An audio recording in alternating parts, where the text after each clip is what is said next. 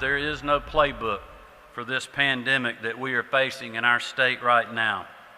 But we will continue to use data, science, and the advice of our healthcare officials to guide our steps toward a safer, healthier, and more prosperous future in our state.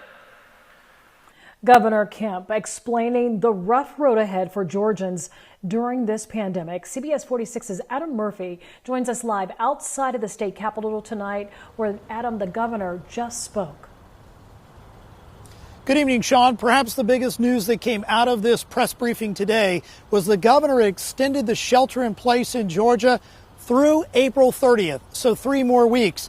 We did ask if the shelter in place to this point has proven to flatten the curve. He said that information is still too new at this point in time, hasn't been baked in, it's hard to tell, and he encouraged all Georgians to keep their foot on the pedal, that he does believe it is making a difference, slowly but surely. Another thing the governor talked about, he is assigning an additional 1,000 National Guard members to actually help fight the virus, particularly at senior living facilities where there are outbreaks throughout the state. Another thing that came up, there will be a donation of 200,000 doses of hydroxychloroquine. This is the highly touted drug that's been talked about by the Trump administration that has been used successfully in some cases on patients, and Georgia is going to get a large donation of this, and I am told it will go directly to COVID-19 patients.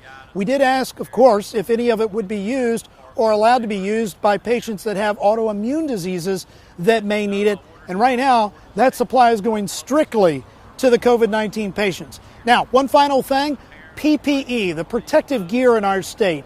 We heard from a nurse at Northside Hospital talking about how supply is low there. That information coming into our newsroom today.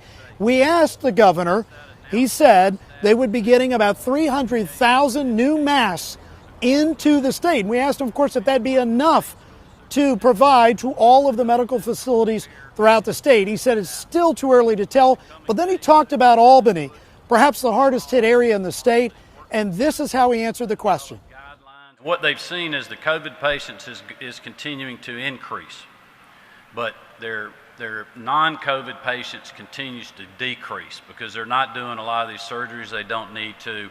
Other people are like, I'm not going to the hospital unless I'm really sick because of the COVID issue. So it's opening up some bed space for them. That is a great thing for our state right now.